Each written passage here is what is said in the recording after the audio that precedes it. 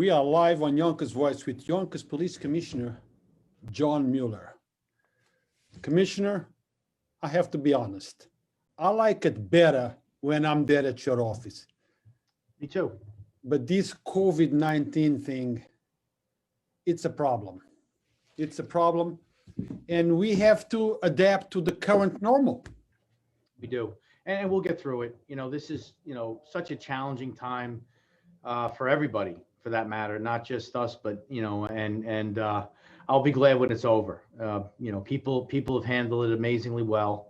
And, I know there's a lot of concern with respect to a spike going forward. What I am hoping, and I haven't heard a lot of conversation about this, but that if there is a coming second wave, we have a lot more knowledge about what to do and what not to do. I'm hoping you won't see hospitals overloaded. We understand, folks that have underlying conditions have to be more careful and things like that. So, I always try to think of things as the glass is half full.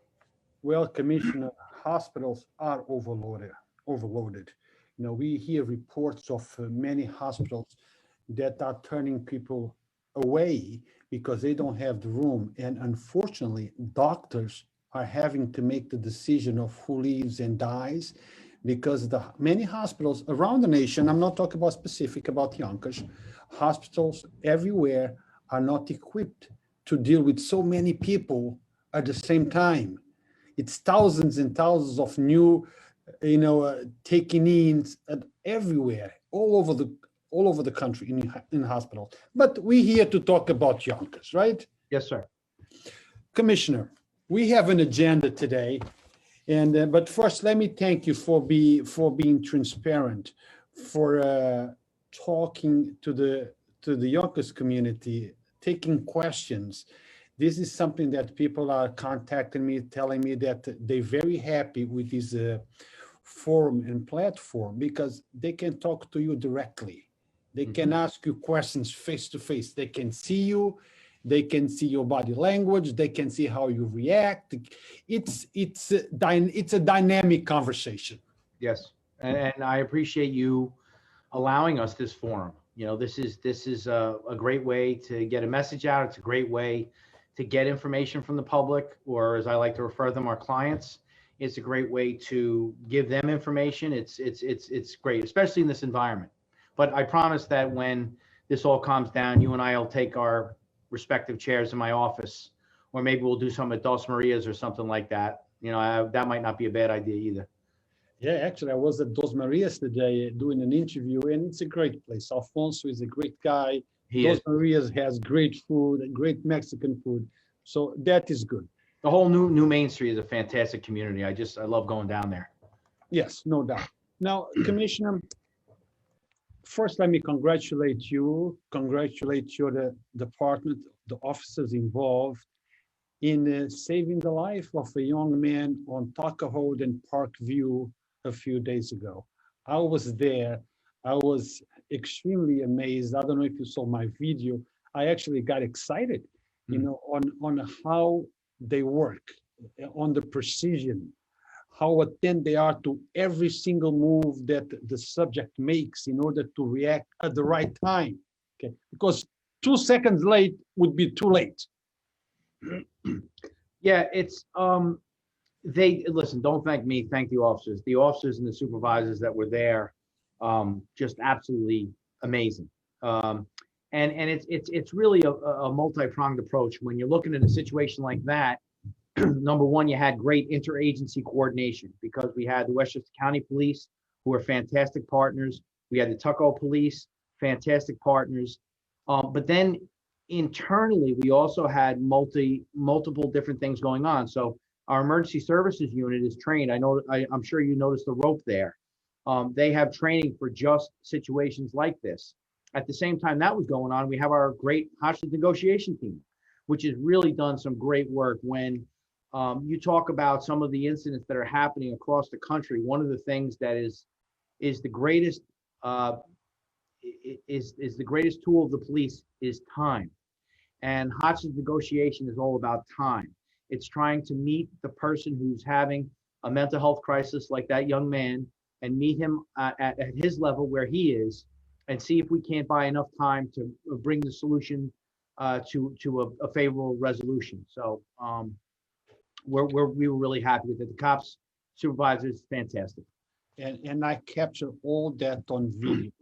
So and so people can see, because I think that very often we criticize the police, but we also need to applaud the police when we see resolutions like these, and we see that the caring for people. Some people say, well, if it was a white person, they would do this. If when it's a black person, they do that. I have been in many situations where I see police officers at work, hostage situations, and I always see the same caring for whoever it's there, regardless if they're white, pink, or blue. It doesn't really matter. You make a great point, because the two thoughts come to mind. One is the fact that you said you got very excited. Now, you've been going to these scenes for quite a long time. Yep. So for you to get excited, this was a little different than the run-of-the-mill stuff that you're doing every day. And I know you don't miss a call, really. So that means something to me that you were excited. So this was something to behold, and I'm glad you caught it on camera. I'm told that there were some body cams, maybe from the other agencies, that we could also pull, because a lot of times with a situation like this, good or bad, and this one was, the resolution here was very favorable, we'll do a debrief and take a look at it from beginning to end, make sure that we did everything we're supposed to do. If there's anything we could have done better, and it's always about learning. The second thing I wanted to mention about this is the first and foremost thing that comes for us is sanctity of life, and it doesn't matter who it is. And you can see, and you kind of, you referred to it, this way the cops kind of just go into this mode in a situation like this, where they're just focusing on the person, trying to bring this to a safe resolution for everybody. So, sanctity of life is important. It's what we focus on all the time.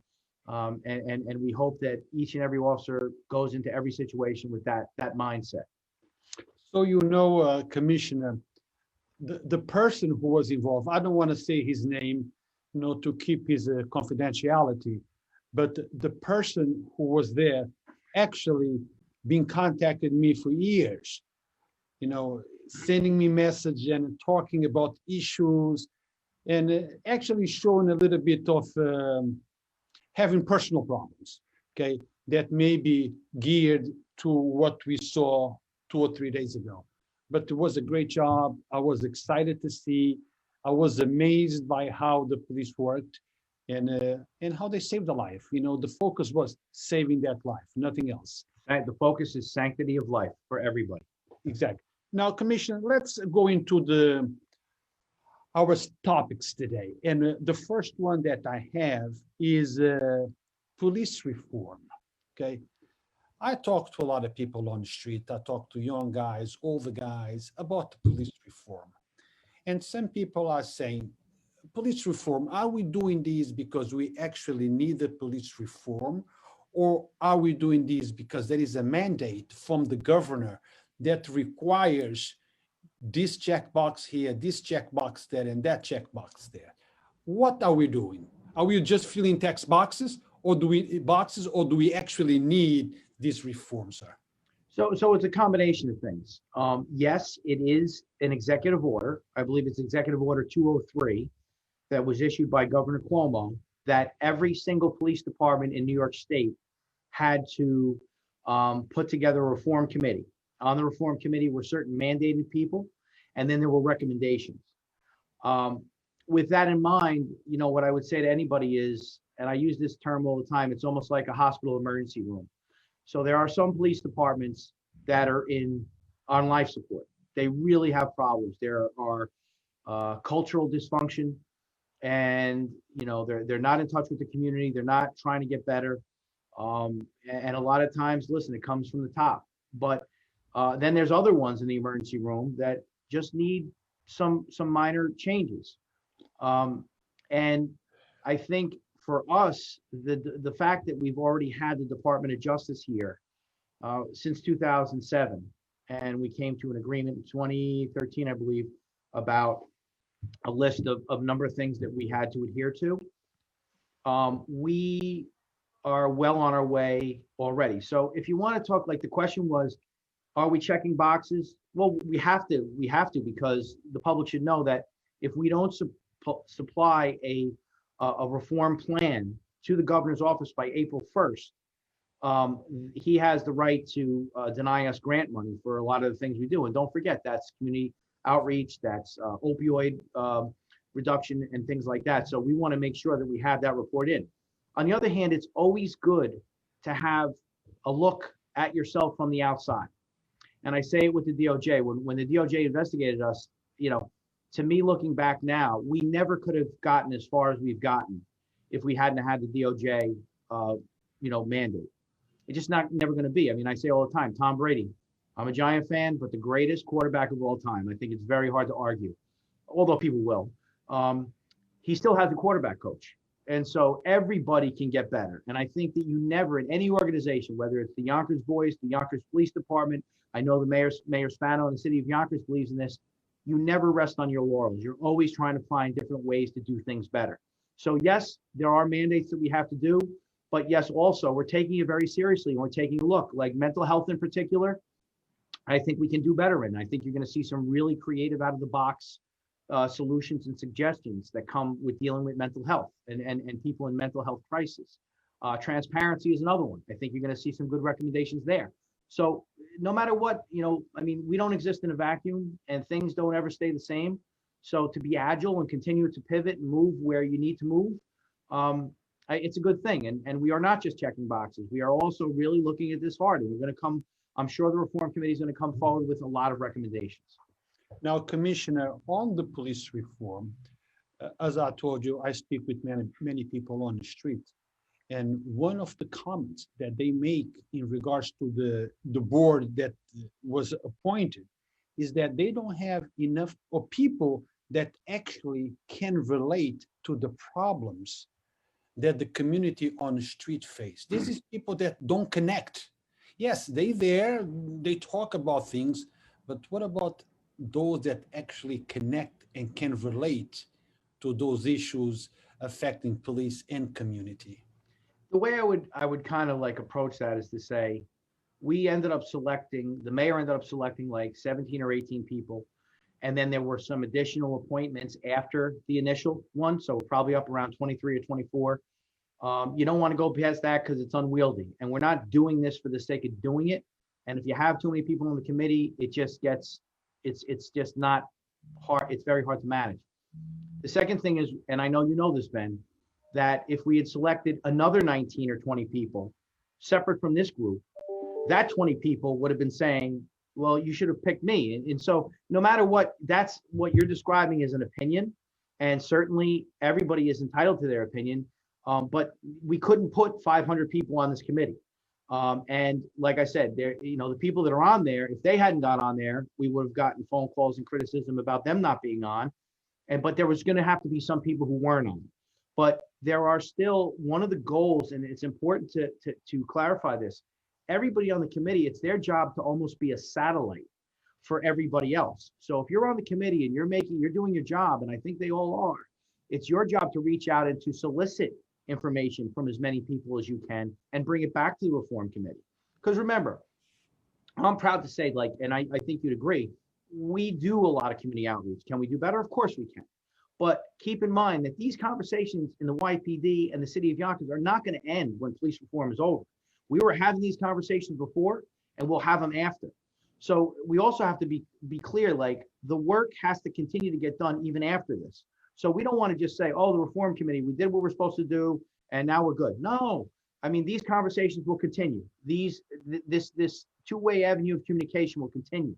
It's all about communicating. And I think most people will say, we have an open door here. Anybody wants to come up and see me, I do my best to make myself available, and I listen to what they say, and I try to act on what they ask. Well, Commissioner, I can relate in regards to you cannot please everybody, because I'm here on Yonkers Voice, and I try to do the best I can. And I always keep one group happy and another group unhappy. And if the other group is happy today, then so it's an impossible task. Yeah. that's life. That's what we call life.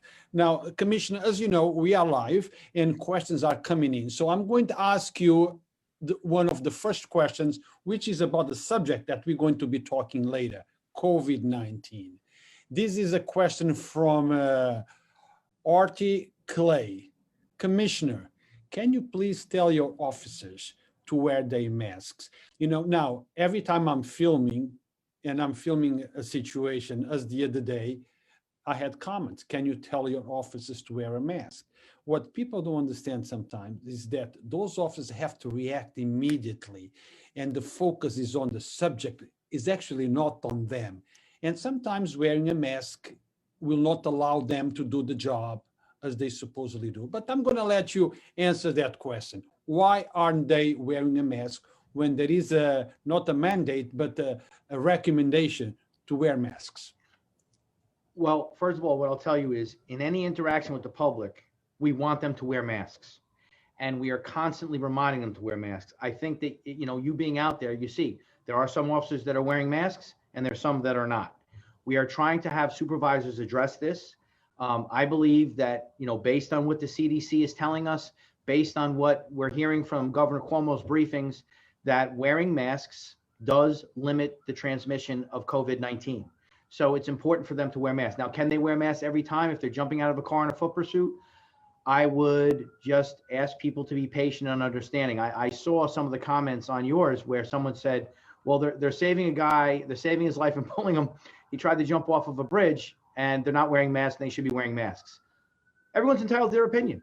And we're a public entity, so it's our job to receive that criticism.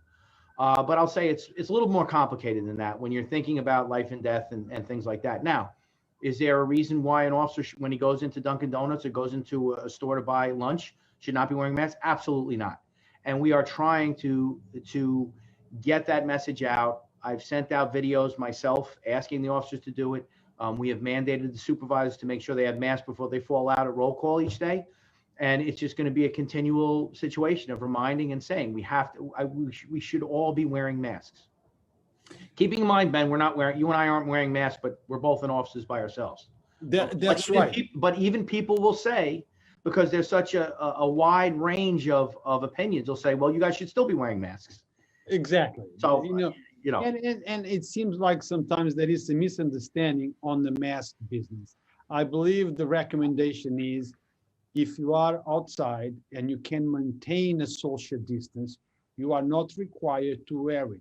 Masks are required when you are in closed quarters. Am I correct, sir? Yes. And that's the indoor stuff. That's going into a store. That's going into an apartment building. It's just, look, it's a very challenging time because there's so much uncertainty. We just don't know. Like in the Yonkers Police Department, fully 10% of our officers, we have 610 sworn, 10% contracted COVID. We lost one detective, God rest his soul, Detective Billy Sullivan, one of our best people. He succumbed to COVID. 2 officers and supervisors still, even from March, still suffering from the effects and haven't been back to work. And the other 58 are all back to work. So a lot of it may be, like we don't know how long the immunity lasts, when you get that blood test and it'll tell you if you have any immunity to it. I'm very hopeful about the vaccine. It sounds encouraging. Moderna, I saw today, is somewhere upwards of 95% effective. And Johnson & Johnson also, same, Pfizer. So hopefully we'll get our act together and be able to get this, the vaccine out. I know, but even that's another debate, right? Because some will say, I'll never take it. I'll be first in line if I can get it. As long as the data is out there that say that it's safe to take, I would think, right, Commissioner? Yeah, everyone has different opinions. Like for me, what's yours, sir? I believe in vaccinations. Some people don't. For example, I get a flu shot every year. I get a flu shot because I had the flu one time, and I never, ever, ever want to feel like that again. Now, it's true. Like flu vaccinations vary from year to year as far as how effective they are. Sometimes it's 65% effective. Sometimes it's 78% effective. But what always brings me back to get it every year is that even if you do get the flu, again, not all the time, but there's a high probability if you contract the flu, it won't be as severe if you got the vaccination. So I would much rather get the vaccination and deal with it. Like not everyone feels that way. And that's how we operate a democratic society. You'll have one side saying we're going to mandate vaccines, others saying we'll never take it in a million years, and then you got guys like us in the middle saying, yeah, if the science is there, I'll take it. I agree. Now, I'm going to ask you another question, and then we're going to follow up our agenda. Okay, Commissioner? So this question comes from Michael Masulo. Lack of tasers seem to be a problem with some departments. Do all officers carry them in the Yonkers Police Department or only sergeants?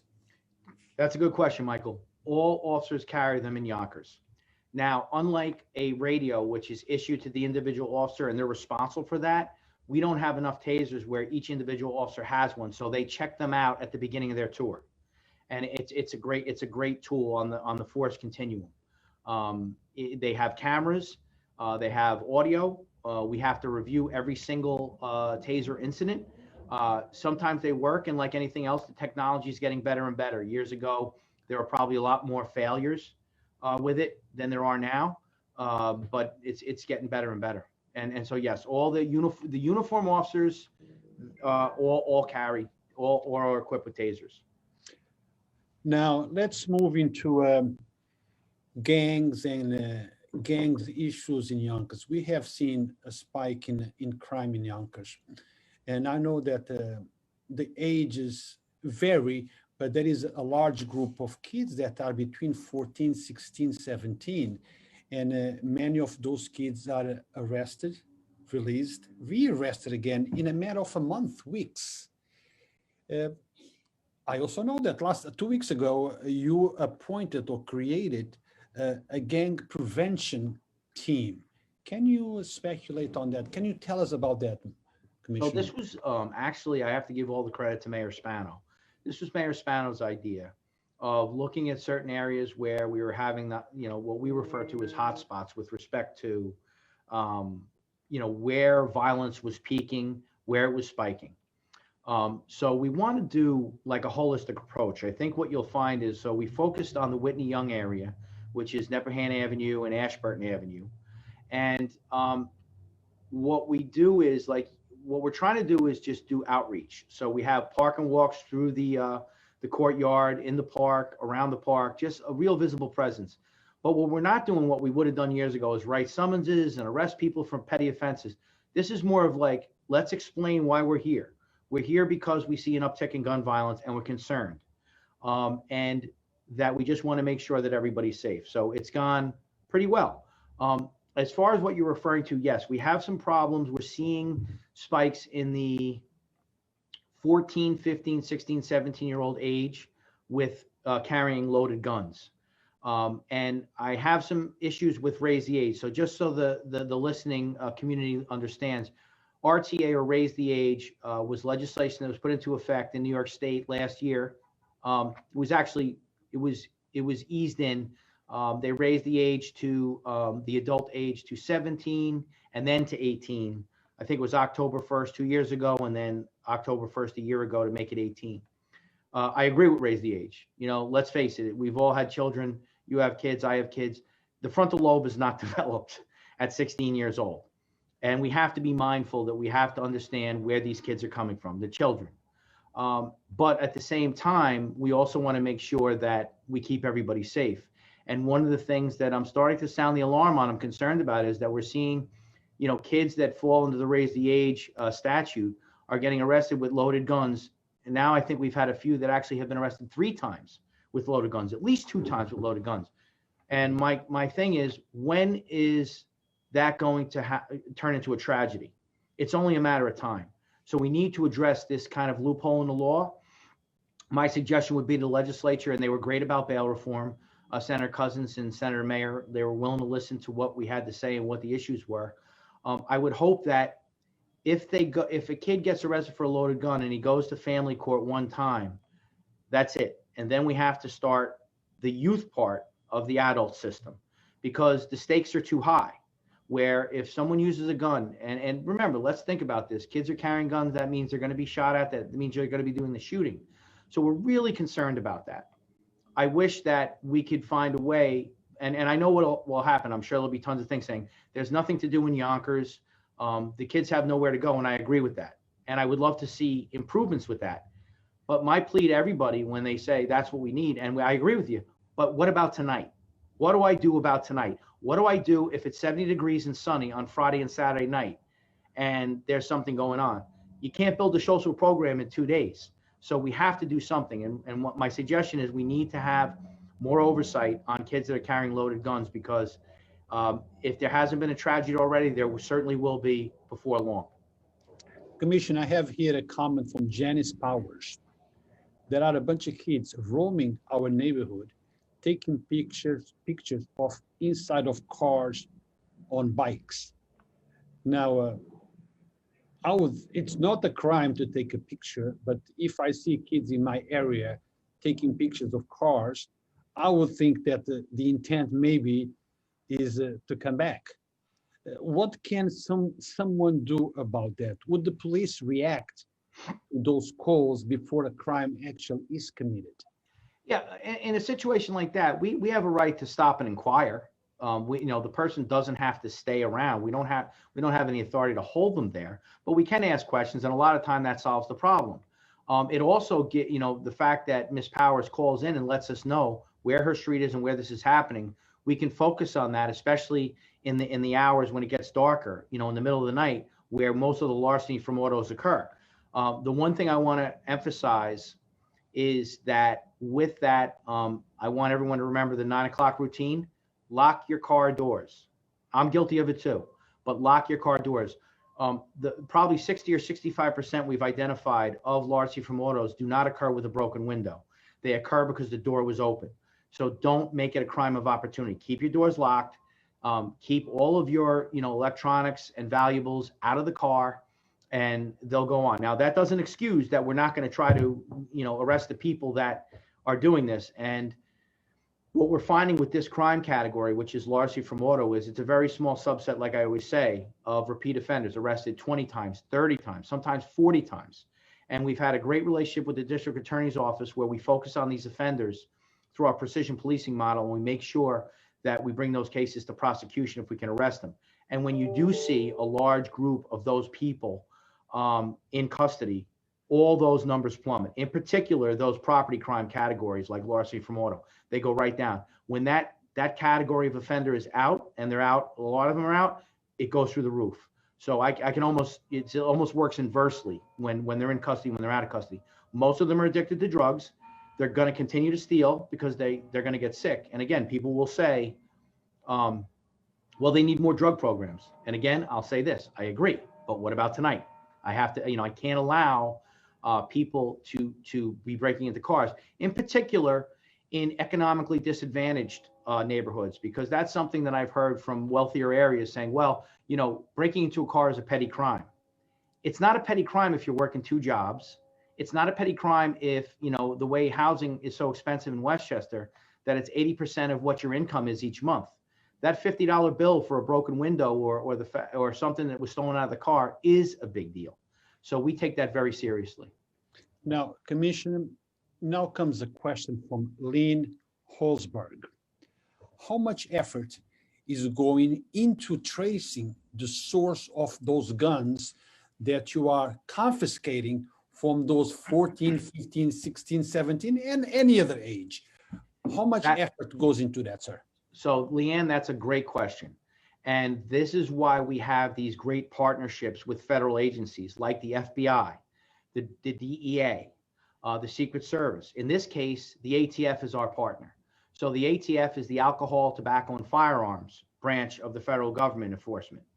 And what that allows us to do, because we are, a states' rights country where different states have different rules, like New York has very restrictive gun rules. Southern states like Virginia, the Carolinas don't have as restrictive. So what we find is there's large traffic of guns that you could just buy out of a store in states in the South and bring them north. And that seems to be a problem. So how do we do this? We work with the ATF as far as tracking. A lot of times the serial numbers are taken off. So that makes it a little more challenging because we can't trace it except through ballistics. But when we can, we're looking to see if we can't pinpoint a specific county, a specific state, a specific town or a store where all these guns are coming from and try to figure it out on the back end. So the ATF is a great partner with that. We have a member of the ATF, a Yonkers detective is a member of that task force. And so we're constantly looking each and every gun to see if the gun was used in another crime. So that's one part, Leanne. The other part is where the gun's coming from. Is there one, point of origin? Is there one state of origin? So we can try to figure out how to fix that problem. That's a big issue. We're working on it. Now, Commissioner, as I know that many kids have been rearrested for possession of firearms, and you just said that that is true. Now, any of those guns have been connected to any murder or violent crime, and when there is a connection, will that kid that was caught with that weapon released to the community? Yeah, can be. It depends. It really depends on the situation. Each situation is unique. We obviously have to go by, a legal fact pattern of what we can prove. So it's a challenge, but yeah, sometimes they still get released, and that's what we're really worried about. That the kids don't have at that age just their brains aren't mature enough for pretty much everything. That's why we have driver's licenses at 16. It probably should be a little higher. Yeah. But that's where it becomes a real challenge and a concern. If we did find that a specific gun was identified through forensic evidence as being in another crime, we certainly would work through that crime. If the kid who owned it was attached to it, a lot of times the guns get passed around. So, someone uses the gun today, someone used the gun last week. We're always trying to figure all that out, but those are good leads. So when we do get a gun, we do run a very robust forensic analysis of, was it used in any other crimes? But Commissioner, as a parent who might lose a child because a 16 or 14-year-old killed that person, I couldn't care less if his front lobe is developed or not. I want that person away. No, we agree. But our main goal before that happens is to try to avert it as much as we can. Can we reach out to the parents? Can we get help for the kids? Again, the police are not equipped to do those things, but we are equipped to identify the kids that are what you're describing most in need, and then forwarding them to the appropriate social services. Now, if that doesn't work and they continue to live the life and someone ends up dying, you're right. There's going to be consequences there. And we're never so happy in the YPD when we wake up in the morning and there's no major incidents. And that's what we're always aspiring to. Now, Commissioner, this comes from Carrie Ann. We know that if you have a son who is an underage, parents are responsible for the kids. What responsibility is with the parents of those kids caught with in gangs or with guns? Has anyone ever been prosecuted in Yonkers for actions that their kids did? I don't believe they have been. There are mechanisms in family court in particular where if a kid meets a certain threshold of disorder and disobedience, arrested for certain things, the parent can apply for a PINS warrant. PINS stands for Persons in Need of Supervision, which allows the court to have a little bit more leverage over the child to make sure that they're doing what they're supposed to be doing. The judges in the court can enact curfews and things like that.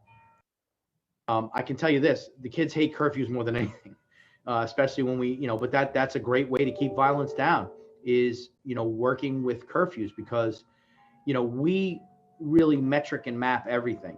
And you can't, like I always say, if you can't measure it, you can't manage it. So when we're looking at patterns and we're seeing like a lot of the shootings, wow, look, they're always occurring on weekends and they occur between 7 at night and 10 at night. And usually it's not raining, like I'm just throwing things out, but you understand where I'm getting at. That allows us to pinpoint. And so those curfews are really helpful. But to her question, I don't believe that anybody's ever been prosecuted because of behavior of their child in Yonkers that I can think of. But Commissioner, I think that when you have a kid that is walking around with a handgun, he's long past the point that I can tell him, listen, you cannot get out after 9 o'clock. Yes, but that's true. But with the curfew, whether we can tell him you can't get out or not, we're allowed to scoop him up and take him in. So that may eliminate a tragedy that night. Yes, but Commissioner, how much can you do? You know, how much babysitting can you do? I know you have your general calls, you know, and people are already complaining. It takes you too long to get to this call or that call, because they don't understand that calls are prioritized within the police department. You don't respond to calls based on receiving those calls, but based on the priority of that call. So That you know what, that's a great point. And if you want, I'll speak very quickly to that. please, So you're exactly right. So there's the Yonkers Police Department and most police departments across the country prioritize calls usually level 1, 2, and 3. So level 1 might be a crime in progress, you know, a robbery in progress, where it's actually happening as the caller is witnessing it, and then all the way down to a priority 3, which could be a noise complaint. And so a lot of times, two things I would ask the public to do. A lot of people are kind of like they think that calling the precinct is the way to go because they think the cars and the officers are dispatched from the precinct. They're not. All you're doing when you call the precinct is the officer is going to patch you through to our dispatch system. So you should always call 377-7900 for a non-emergency call for like a quality of life thing, like a noise complaint. Obviously, a crime in progress is 911. Having said that, one of the biggest challenges people find is when we are busiest, they have our most violent crime, Friday night, 10 or 11 o'clock at night. Well, what else is happening at that time? Loud parties, loud music, disorder. So one of the most frustrating things is we have quality of life issues that seem to, because if you look across the country, calls for police service arc. They begin to rise around 6 p.m. when people get home from work, and they peak around 2 a.m. So between 6 and 2 is when you see this rise in police calls for service, but it's all of the calls for service. So to your point, like we are running around trying to handle robberies and shots fired, and there's also tons of quality of life complaints that are backing up at the exact same time. Because think about it, like on Sunday morning, there aren't a lot of quality of life issues, nor are there a lot of violent crime issues. You know, it's usually the same times. One of the things we've done to be agile about that and pivot is I've given the street lieutenants and the street captains the authority to hold officers over. So I'm asking the supervisors to do a real in-depth assessment as it's happening. Like if it's Friday night and it's 10 o'clock at night and they see that the calls for service are backed up, and where they see that there's a lot of people in the street, or you can see the type of activity, maybe there's more than a few shots fired. I've given them the authority and the leeway to be able to hold officers over. So instead of just the officers getting off shift and the new officers coming on, yeah, the new officers come on, but we hold some of the officers over to make sure that those calls don't back up to the point where people don't get the service they need. good enough. Not perfect, but we try. Yes, yes. Now, I know that you had a program, Cash for Guns, and this comes in line with the question from Lynn Holzberg again. Does Yonkers offers no question asked to buy guns back? Is that program still on, sir? It is still on. We have a gun tip hotline. And there was also some work that Mayor Spano did with Senator Mayer on a similar theme. So yeah, you can turn a gun in, no questions asked, and we'll take it and you'll get some money for it. It's just our hope is that if someone has a gun laying around that they don't need, they don't know how to use it, come in, give it to us, we'll give you some money for it, and we'll take it off your hands and maybe avert some tragedy. Someone could steal it, a child could find it. You know, it's just best to if you're not familiar with guns and you have no need for it, turn it in.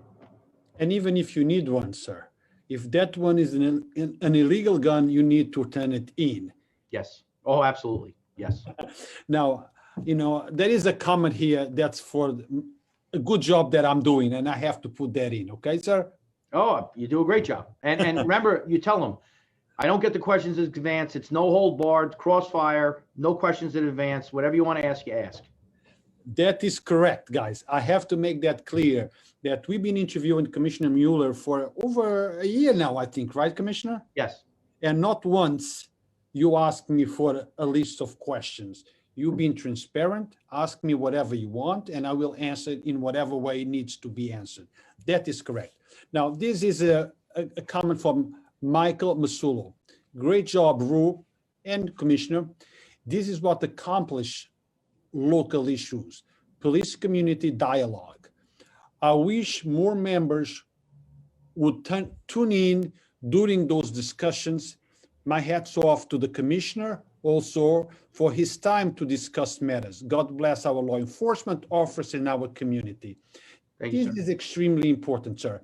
This is something that we never seen before in Yonkers. We never had this type of a dialogue. It was always depending on major news outlets that came for the regular interviews with elected official commissioners and all. But right now, things have changed. People now tune in to social media. That's where they get their news from. Maybe with our poor English, lack of writing skills, but people get the message. They see it happen, and they see you here, willing to talk and answer those questions, whatever the questions might be. So thank you for making this possible, sir. Sure. Now, COVID-19.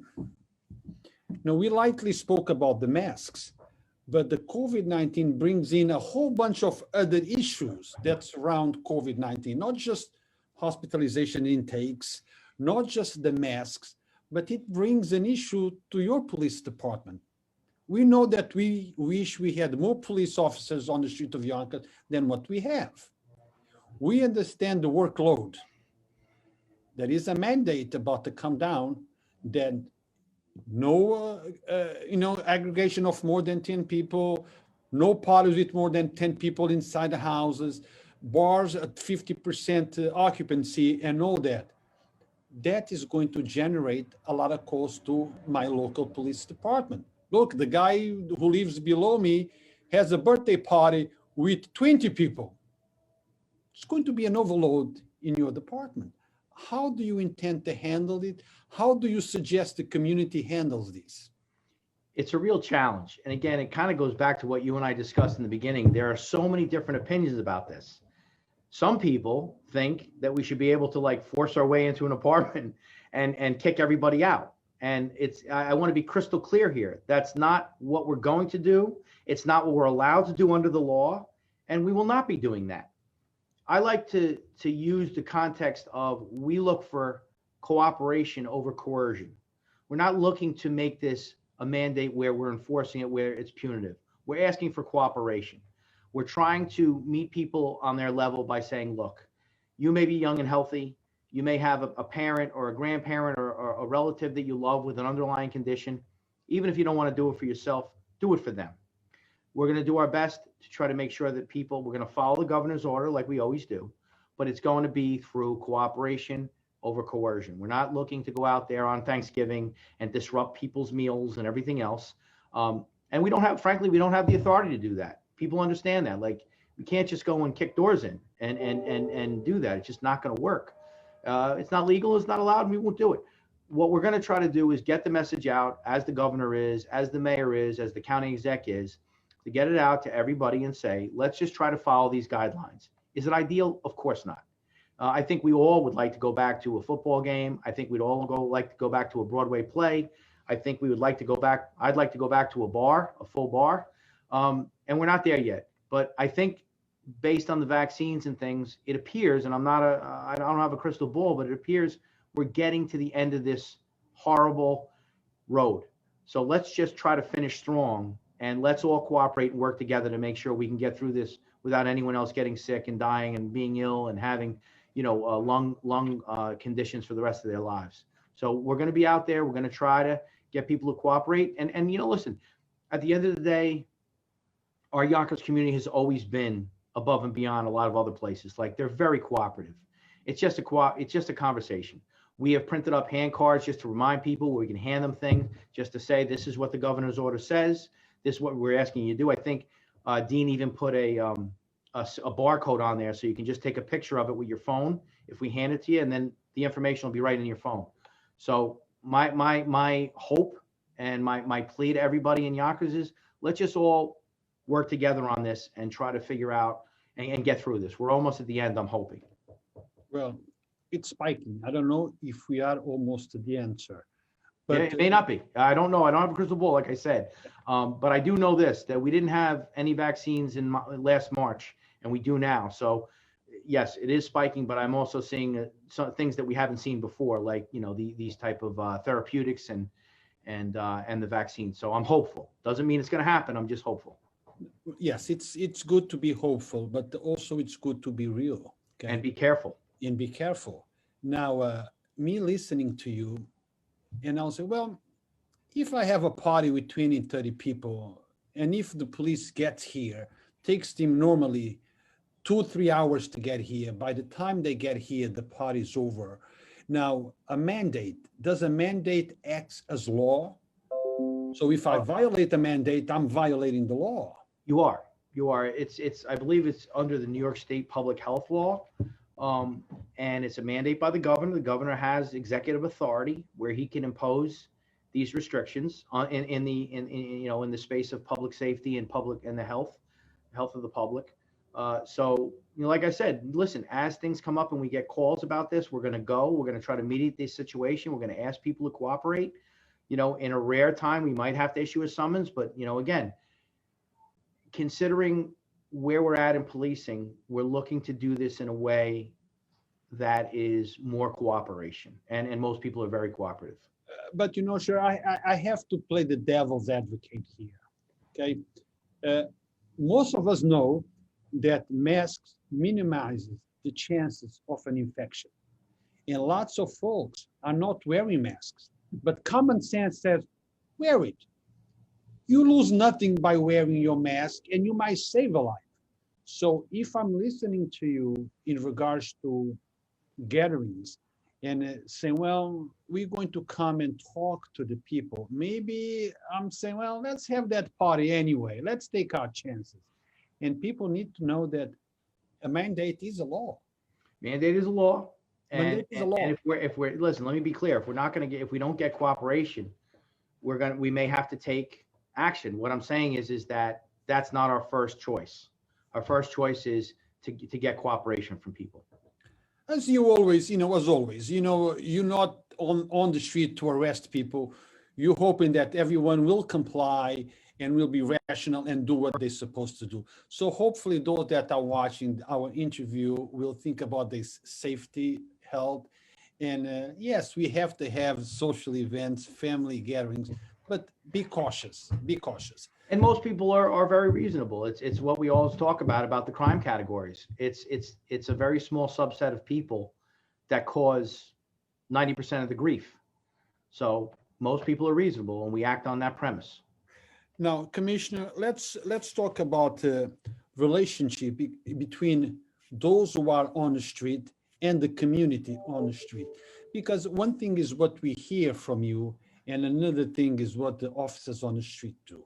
Okay, and most of us know that being a police officer is not easy.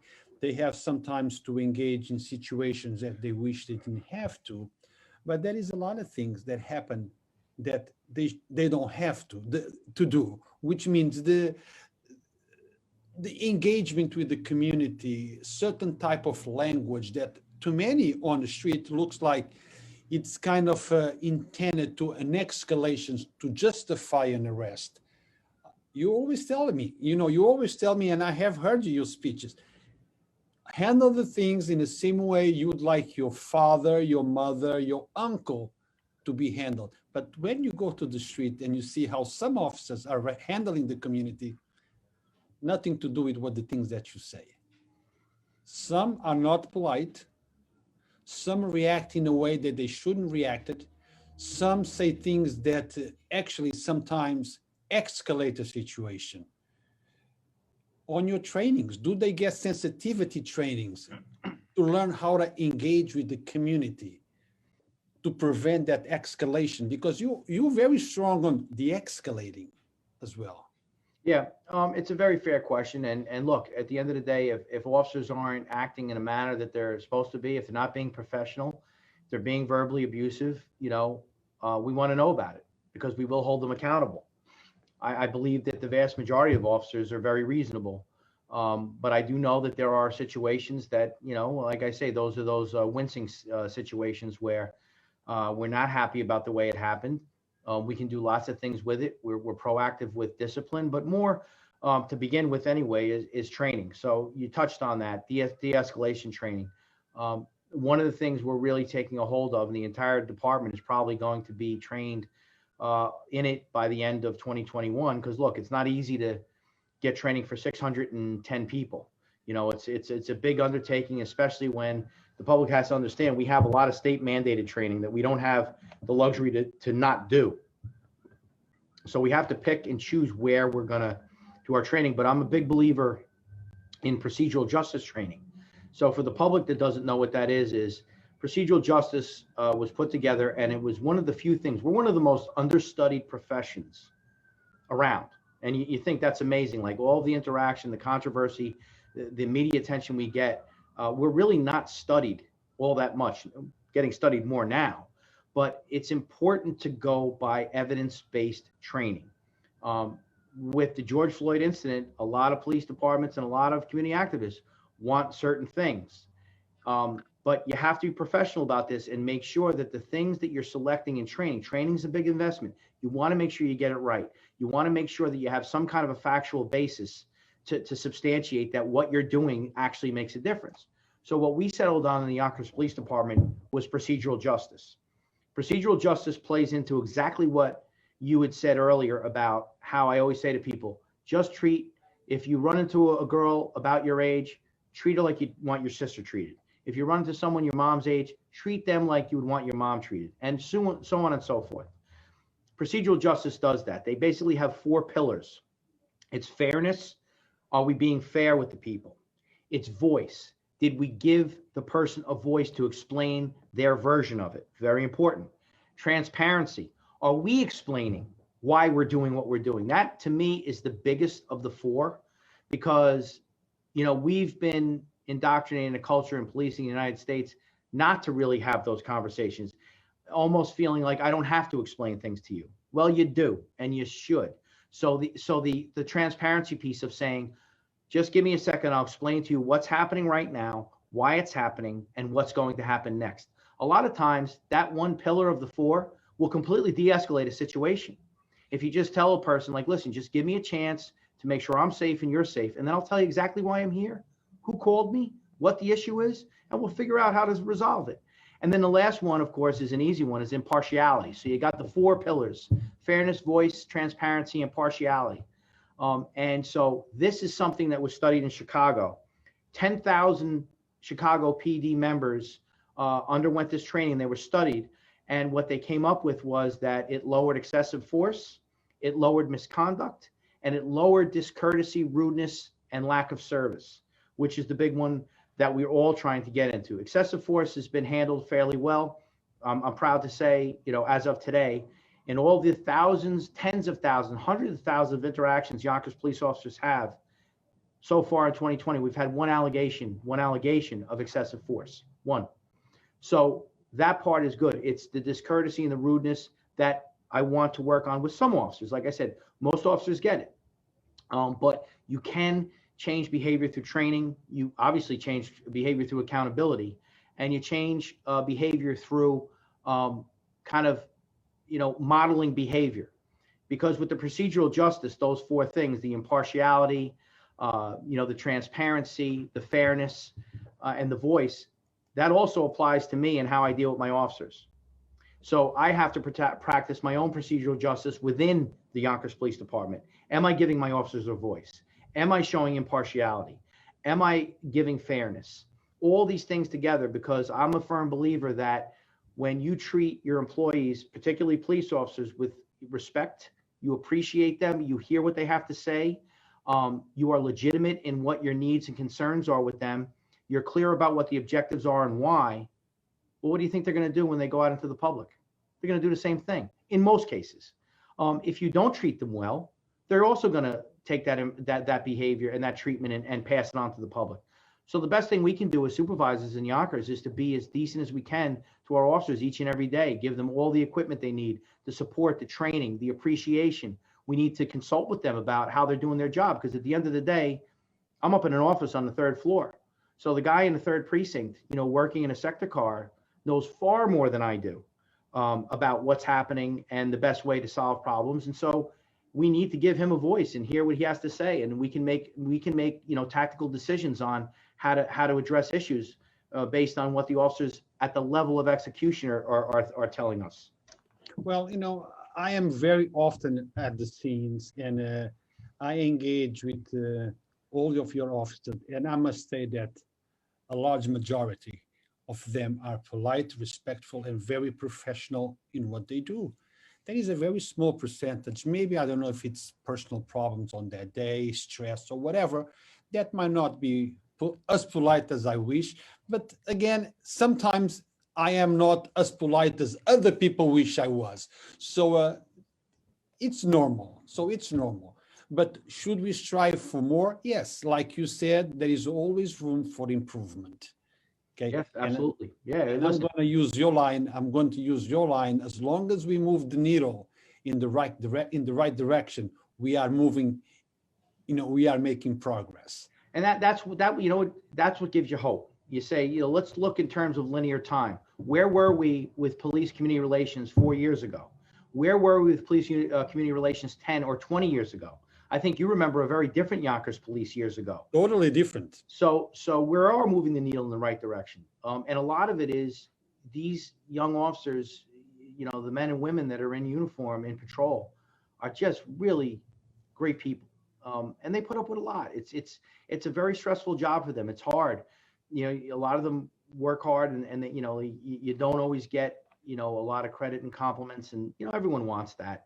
But I take my hat off to all of them. They really do, especially the officers in patrol. Really amazing job. I agree with you, sir. Commissioner, what about the body cams? I remember we were at, I was at the what I would say, the launch of the pilot program, and you had one vendor, and I believe now there is a different vendor. Where are we with the body cameras? Okay, so where we are is that based on the pilot program, we had two companies, because it's not like, breakfast cereal is like 9 million different companies. Like, it's a very specific piece of equipment. So there's not a lot of companies, but two companies jumped in. One was Axon, which has like an 80% share of the market. They're like the big dog in this. And the other one is WatchGuard, which was just recently purchased by Motorola, which is an enormous corporation. And those are the two we're running through their paces now. So we've done Axon now for a good 2 months or so. I know the officers like it. I'm sure there's some issues that they have. We're constantly doing, we're always looking for input. I know we have round tables about like what they want. We made some adjustments based on what the officers wanted. Some things in sitting down with the PBA and the CLSA, some things they wanted we could do, and some things they wanted we could not do. Having that in mind, we're going to run Axon and WatchGuard through its paces, and then we're going to request sealed bids. And when we get the bids, we have to follow the Board of Contract and Supply rules through New York State. So this is not something the public needs to understand, like the Yonkers Police Department or the mayor is dragging their feet. We have to follow BOCS rules. And that's for any bid, whether you're putting in a sidewalk, buying 20 police cars or a fire truck or anything in government, you have to go through a bidding process. We are ready. We've written the bid. We're ready to go. And when a bid is awarded, the mayor has made a financial commitment to roll this out large scale for the entire department, for everyone who interacts with the public. Now, Commissioner, when that happens, that you're ready to buy these from a particular vendor, let's talk about the procedure for the usage of those cameras. Mm-hmm. How is it going to work? Will the camera always be on? It's turned on when the engagement happens. If in an altercation between an officer and a person, the camera gets ripped off, there is a GPS to locate that camera. Mm-hmm. Where are the images stored? How is the image accessed? Is on the cloud? How does it work? So one of the easiest ways to explain it is not when we turn it on, but when we turn it off, because it's turned on so much more often than it's turned off. Obviously, in a locker room, it's not on. In the precinct, when you're not interacting with the public, it's not on. When you're having a meal, when you're in the police car with another officer, it's not on. When you're getting out of the car and you're going to any incident, it's on.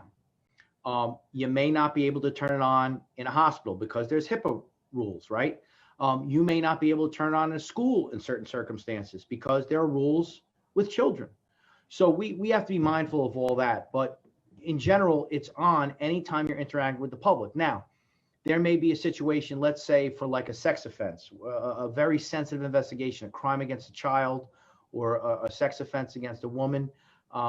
We would ask, and it's in the policy, we would ask that if they want the camera turned off, we would ask them to ask us to turn the camera off on video before we turn it off. So we have coverage too, where they can't go back later and say, oh, I never told him to turn it off and he turned it off.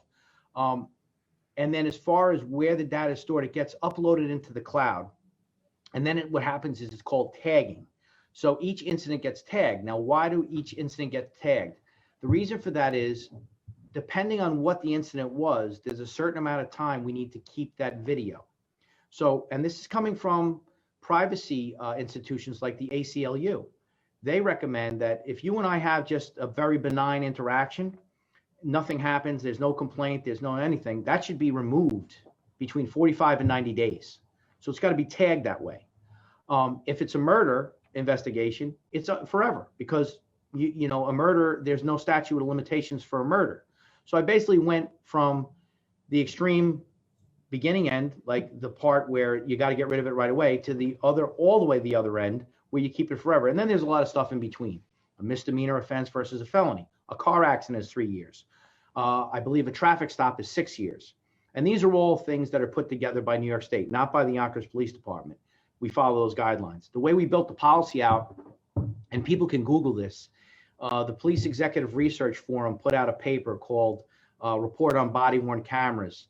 And it was a study that included like 200 police departments, 40 police executives, police departments that had policies in effect already. And I'll tell you, it worked for us because we're getting body cameras now, we're already being able to see lots of the mistakes that happened in other police departments where they should have turned it on when they didn't, and vice versa. So we think we have a very good policy, like I said, that was kind of guided by the Police Executive Research Forum report, which was a very comprehensive. You can Google it too, Police Executive Research Forum report on body cameras. And you know, we feel like it's a really good tool. It helps record things. The officers have responded extremely well to it. I'm always interested in the naysayers, the ones that really were resistant to it, that got involved in the body camera program. And I can tell you, a number of them came back and said to me personally, like, this is good. It's not nearly as bad as I thought it would be. But body-worn cameras, drones, any kind of equipment that's somewhat controversial, it's not so much about the equipment, it's about how you craft the policy. So we think we have a very good policy on it. Well, Commissioner, we cannot end this interview without touching the issue, the rally of today about the firing of police officers on, I believe, disability or Can you tell us anything about that, sir, and your position on that matter?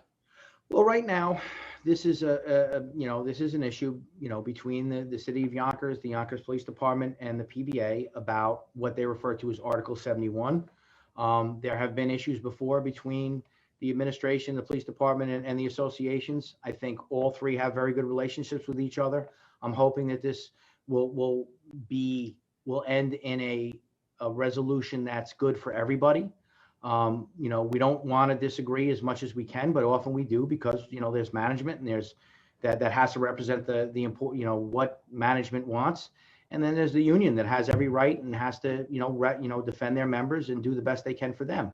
So it's something that I hope gets resolved quickly and soon, that there's some kind of agreement. I know there's going to be conversations in the future, and I hope for the best, because we want, everybody wants to get along and focus on the important things, which is the police work, and our officers do fantastic police work. But you still did not answer my question, sir. How do you feel about firing those police officers that are on disability? You just told me you hope that things are resolved. I understand that, but how do you feel about firing the police officers that are on disability because of an injury that happened at work or at home? How you feel about that, sir? I don't feel good about it. I certainly don't. And I don't think anybody does. I don't think the mayor feels good about it. I don't think I feel good about it. And I certainly know the officers don't feel good about it. But there are certain laws in place with New York State to make sure that we have officers that have protections to a certain point, and then there is the law that you have to interpret. So if you're asking if I'm happy about it, I'm not happy about it. And I wish there was another way, and I'm hoping there will be another way. But at the end of the day, the mayor and the administration in the city of Yonkers is following the law. And then what happens in a lot of different situations, not just Article 71, which is what we're talking about here, but in lots of situations, there'll be a conversation. The attorneys will sit down. They'll try to come to a reasonable conclusion and see if we can't solve the problem where everybody walks away somewhat happy. For those that are watching and wondering, what is Law 71 or Article 71? What is it? Can you? So Article 71 is if an officer has been out of work for a year, the municipality is entitled under the law to separate them from service. Now they're not technically, Keith is correct. It is a termination. We're not going to sugarcoat it. But the officer loses their health insurance, but they're also paid their base salary until they're 62.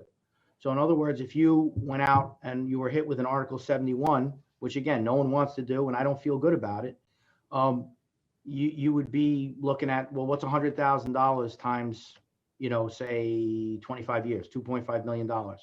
So it's not like you're being fired and you're not getting anything. Certainly there are cases to be made about what they're losing and what they're gaining, but it's not that they're not getting any money. They're paid their salary every single year until they're 62. And how many, if this was to take place, if this firing was to happen, sir, any police officer? So one of the things is the officer who is the subject of the Article 71 has a full year to come back to duty or light duty if they are able to return to duty. In the meantime, they're still all applying for disability. So even if the people that are Article 71 today, like in a month from now, they could get their disability. We always hope that the disability comes sooner than later, so we don't have to do the 71s. But that is also an option that, this could, let's say someone gets a 71 today. And again, we don't take this lightly. The mayor does not take this lightly. I do not take this lightly. This is a horrible situation and no one's happy about it. No one takes joy in any of this. But if all of these officers have filed for disability. So if the disability came from 2 months from now, it'll just be what it is, and they'll get their full disability based on their injury on the job. If they don't get it, because sometimes the state, does an investigation, they deem that there is not a disability. So then where does it put the police department? That's kind of the issue. Like if the state doesn't identify someone as being permanently disabled, and we need to put a police officer in a position to do police work, I think the position is that we can't carry someone for 17 or 18 or 20 years where they can't do police work. Keeping in mind, they're still being paid that base salary until they're 62. So if a 30-year-old person, they're going to get their base salary for 32 years. Okay, Commissioner. So if this was to take effect today, how many police officers would be affected? How many? Right now, there's 4. 4. I believe, yes. And, I'll say it again. No one wants to be in this situation. These are really hard decisions and nobody's happy. No one's taking joy in it. It's really hard. Well, Commissioner, it's always nice to speak with you, but even in a good conversation, it has to come to an end sooner or later. Yes, sir. So I thank you for taking the time to sit down with us, to talk to us, to answer questions from the community. I think the community appreciates that, appreciates you doing this, because this is what we need. We need a bridge where we can meet and we can talk. We don't need to see the police here, community here, and not able to connect. We're always better together. And, I think when you have these conversations, hard conversations with the community, there's a lot of pain out there, and we recognize that. We get it. And so it's important for us to listen. And it's also helpful for us to share why we do what we do. I found most times when you take the time to explain something to a person, and it could be for anything, they seem to be much more amenable to, understanding if you take the time. If you don't communicate, it just never seems to go well. So the moral of the story is communication is the most important component of having a healthy relationship between police and community. I would think, sir. 1000%. Absolutely. So, Commissioner Mueller, thank you very much. And until the next time, take care. Okay. Thank you, sir. Bye-bye. Good night.